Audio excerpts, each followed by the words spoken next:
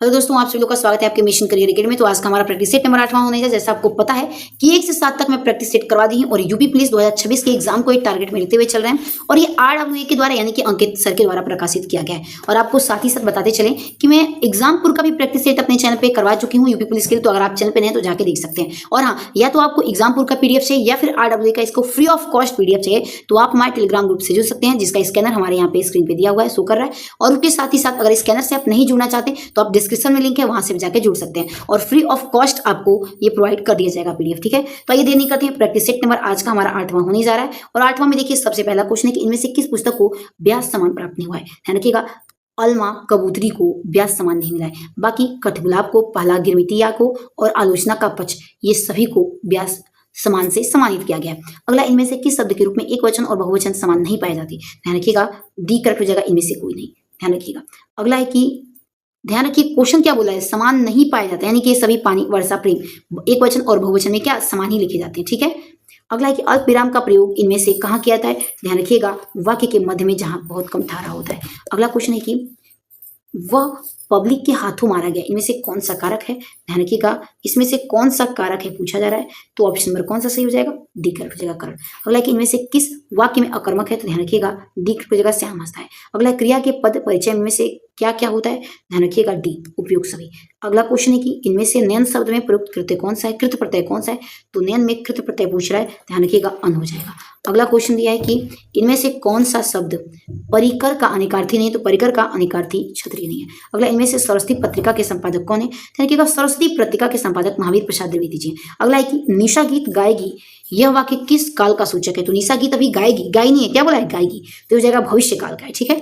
अगला क्वेश्चन है कि इनमें से कौन सा शब्द अथ का विलोम शब्द है, तो अथ का विलोम शब्द इति हो जाएगा। अगला है कि मीनाक्षी इनमें से कौन सा समास है, तो मीनाक्षी में ध्यान रखिएगा कि कौन सा समास आता है जब इसका हम समास विग्रह करते हैं। ध्यान रखिएगा कर्मधारय है। अगला है कि प्राकृत का पाणिनि किसे कहा जाता है। ध्यान रखिएगा, प्राकृत का पाणिनि हम किसे कहते हैं, तो आइए ऑप्शन देखते हैं, तो बी करेक्ट हो जाएगा इसमें। ओके, यानी कि हेमचंद्र को, option number B right answer हो जाएगा।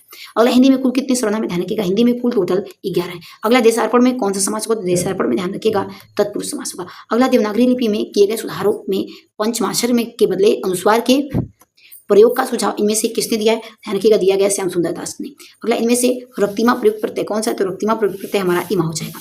अगला क्वेश्चन है कि हिंदी साहित्य के आदि काल इनमें से सिद्ध समांत काल नाम दिया है। ध्यान रखिएगा, इनमें से किसके द्वारा सिद्ध समांत काल नाम दिया गया है, तो ऑप्शन नंबर एक हो जाएगा, राहुल सांकृत्यायन के द्वारा। ध्यान रखिएगा।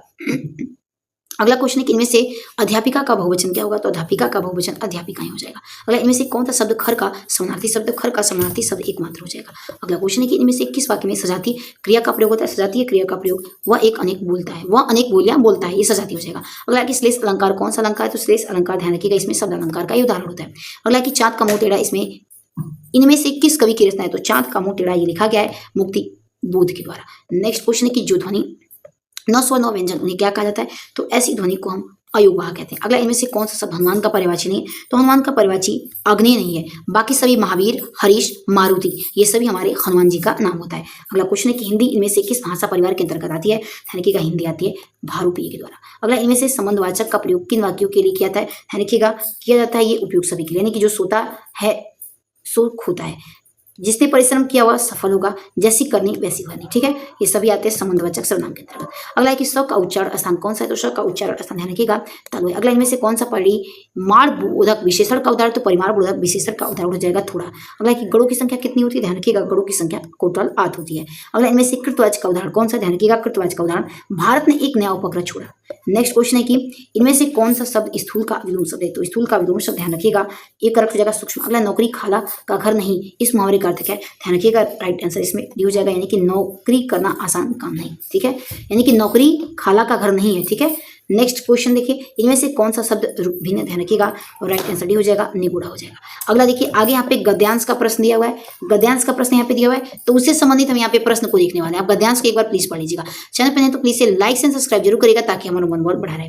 अगला क्वेश्चन देखिए कि उपयुक्त गद्यांश के अनुसार ब्रिटिश साम्राज्य ने अपनी नाविक शक्ति इतनी प्रबल क्यों बना ली। ध्यान रखिएगा, राइट आंसर सी हो जाएगा, कोई इसके जहाजों का आना जाना न रोक सके। अगला, उपयुक्त गद्यांश में मस्तूलों का जंगल कहने से लेखक का क्या अभिप्राय है, यानी कि मस्तूलों का जंगल का मतलब क्या होता है, तो इसका मतलब है असंख्य मस्तूल। ऑप्शन नंबर बी करेक्ट हो जाएगा। देखिए अगला क्वेश्चन है कि जही मन पवन न संचयी रवि शशि नाही पवेश, उस उक्ति किस रचनाकार की है? तो ध्यान रखिएगा यह उक्ति पूछा है, तो यह उक्ति किस रचनाकार की है? तो ये उक्ति ध्यान रखिएगा सरहप्पा की है। नेक्स्ट क्वेश्चन है कि वर्ष 1956 में भाषा के आधार पर सबसे पहले किस भारतीय राज्य का गठन किया गया? तो सबसे पहले ध्यान रखिएगा एक हो जाएगा आंध्र प्रदेश का गठन किया गया। अगला भारत के राष्ट्रपति द्वारा अध्यादेश की अधिकतम वैधता क्या होती है? तो भारत के राष्ट्रपति के द्वारा अध्यादेश जारी करने की अधिकतम वैधता या फिर अधिकतम समय कब तक हो सकती है? ध्यान रखिएगा 6 महीने होती है प्लस 6 सप्ताह। अगला अशोक के प्रधान शिलालेखों का सबसे बड़ा शिलालेख कौन सा है? ध्यान रखिएगा सम्राट अशोक में सबसे बड़ा शिलालेख 13वां का शिलालेख था। तो ऑप्शन नंबर इसमें बी करेक्ट होगा, ध्यान रखिएगा। आइए अगले प्रश्न की तरफ बढ़ते हैं। देखिए अगला क्वेश्चन क्या? अगला क्वेश्चन है कि दक्षिण भारत के किस राजा ने वर्ष 1771 में कोलाचिन की लड़ाई में डच ईस्ट इंडिया कंपनी को परास्त किया? तो ध्यान रखिएगा राइट आंसर कौन सा हो जाएगा? ऑप्शन नंबर इसमें सी हमारा करेक्ट आंसर हो जाएगा, मार्तंड वर्मा। अगला है कि निम्न में से कौन सुमेलित नहीं है? ध्यान रखिएगा सी करेक्ट हो जाएगा, जॉनसोन आंगल नेपाल युद्ध, ये करेक्ट नहीं है यानी कि सुमेलित नहीं है। बाकी सभी कार्नवालिस अस्थायी बंदोबस्त से संबंधित है, वेलेस्ली जो सहायक संधि से संबंधित है, हेरस्टिंग तृतीय आंग्ल मराठा युद्ध से संबंधित है, ये हमारा सी गलत हो जाएगा। अगला सिंधु नदी का उद्गम कहाँ है? ये कहाँ से निकलती है? तो सिंधु नदी ध्यान रखिएगा ये निकलती है कैलाश पर्वतमाला से। अगला चंद्रमा के अध्ययन को क्या कहा जाता है? ध्यान रखिएगा चंद्रमा के अध्ययन को हम कहते हैं सेलेनोलॉजी, सेलेनोलॉजी। ओके।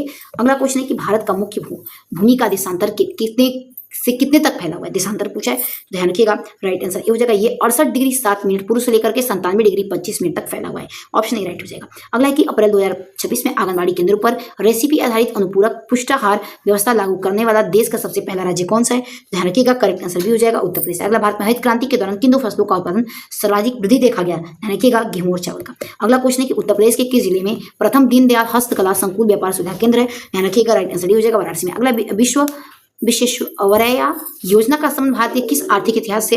तो इसका संबंध ध्यान रखिएगा भारत में पहली बार आर्थिक नियोजन के प्रस्ताव से है। अगला है कि उत्तर प्रदेश के किस जिले में नरौरा परमाणु ऊर्जा संस्थान स्थित है? तो नरौरा ध्यान रखिएगा ये स्थित है बुलंदशहर में। अगला शरीर में इंसुलिन की कमी से कौन सा रोग होता है? ध्यान रखिएगा बी का मधुमेह होता है। अगला साधारण नमक का रासायनिक सूत्र क्या होता है?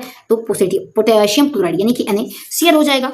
अगला क्वेश्चन देखिए है कि धोबिया नृत्य उत्तर प्रदेश के किस क्षेत्र में प्रचलित है? धोबिया नृत्य पूर्वांचल में। अगला आयुर्वेद महोत्सव उत्तर प्रदेश में कहाँ मनाया जाता है? आयुर्वेद महोत्सव झांसी में मनाया जाता है। अगला है कि लैन का कंप्यूटर नेटवर्क में क्या अर्थ होगा? तो लैन का अर्थ होता है local area network. Next question अगला देखिए। अगला क्वेश्चन दिया है कि हैकर्स द्वारा दूर से नियंत्रित किए जा रहे संक्रमित कंप्यूटरों को एक नेटवर्क को क्या कहा जाता है जिसका उपयोग अक्सर डिडॉक्स हमले के लिए किया जाता है? ध्यान रखिएगा राइट आंसर इसमें क्या हो जाएगा?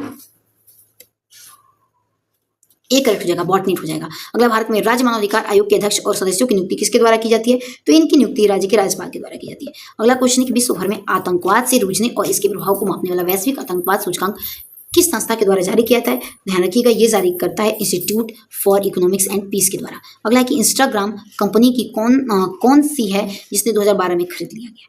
कि मूल कंपनी कौन सी पूछ रहा है? ध्यान रखिएगा सीक्रेट हो जाएगा मेटा ने खरीदा है और पूर्व में फेसबुक था। अगला क्वेश्चन है कि उत्तर प्रदेश के प्रयागराज में स्थित ऐतिहासिक स्वराज भवन जो एक संग्रहालय है यह एक संबंध मुख्य रूप से किस राजनीतिक परिवार से है?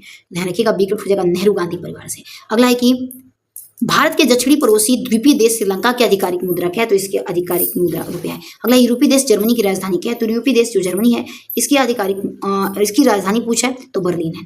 अगला क्वेश्चन है कि भारत में लड़कियों के प्रति समाज में जागरूकता और समानता को बढ़ावा देने के लिए राष्ट्रीय बालिका दिवस कब मनाते हैं? तो 14 नवंबर को मनाते हैं। अगला क्वेश्चन है कि भारत सरकार की प्रमुख जांच एजेंसी यानी CBI का पूरी रूप क्या है? तो इसका पूरी रूप होता है सेंट्रल ब्यूरो ऑफ इन्वेस्टिगेशन। अगला है अंतर्राष्ट्रीय स्तर पर वित्तीय स्थिरता सुनिश्चित करने वाली संस्था अंतर्राष्ट्रीय मुद्रा कोष का मुख्यालय कहाँ है? तो इसका मुख्यालय ध्यान रखिएगा वाशिंगटन DC में। अगला निम्नलिखित में से किस अंतर्राष्ट्रीय पुरस्कार को अक्सर एशिया का नोबेल पुरस्कार कहा जाता है? तो एशिया का नोबेल पुरस्कार हम रेमन मैग्सेसे पुरस्कार को कहते हैं। अगला 2011 की जनगणना के अनुसार भारत का सबसे कम जनसंख्या वाला केंद्रशासित प्रदेश कौन सा है? ध्यान रखिएगा करेक्ट आंसर डी हो जाएगा लक्षद्वीप है। अगला ओजोन परत को नुकसान पहुंचाने वाले पदार्थ के उत्पादन का उपयोग को रोकने के लिए 1987 में कौन सा अंतर्राष्ट्रीय समझौता हुआ था? तो उस समय अंतर्राष्ट्रीय समझौता मॉन्ट्रियल प्रोटोकॉल हुआ था। देखिए अगला क्वेश्चन आ गया कि रग्बी यूनियन एक मिनट देखिए अगला क्वेश्चन है कि रग्बी यूनियन में खेल के मैदान पर प्रत्येक टीम में कितने खिलाड़ी होते हैं? तो रग्बी में ध्यान रखिएगा सबसे अधिक खिलाड़ी होते हैं, एक टीम में 15 खिलाड़ी होते हैं टोटल। तो ऑप्शन नंबर इसमें हमारा सी राइट आंसर हो जाएगा। अगला उत्तर प्रदेश में पुलिस प्रशासन के एक जिले के भीतर कई थानों को मिलाकर बनाए गए सर्कल का नेतृत्व करने वाले अधिकारी CO की रैंक क्या होती है? तो CO की रैंक पूछ रहा है, ध्यान रखिएगा पुलिस उपाधीक्षक होता है, DSP होता है। ओके। अगला क्वेश्चन देखिए, अगला क्वेश्चन है कि उत्तर प्रदेश पुलिस के पीएससी और सशस्त्र बल के जवानों को विशेष प्रशिक्षण देने वाला सशस्त्र पुलिस केंद्र कहाँ स्थित है? ध्यान रखिएगा, ये स्थित है सीतापुर में। ओके, अगला क्वेश्चन है कि an era of darkness the British Empire in India, ये किसके द्वारा लिखी गई है? तो ये लिखी गई है, ध्यान रखिएगा, शशि थरूर के द्वारा। तो अगला क्वेश्चन देख लेते हैं। अगला क्वेश्चन है कि चर्चा में रहा कलाई सेकंड जल विद्युत परियोजना, ये किस राज्य में इसकी स्वीकृति दी गई है?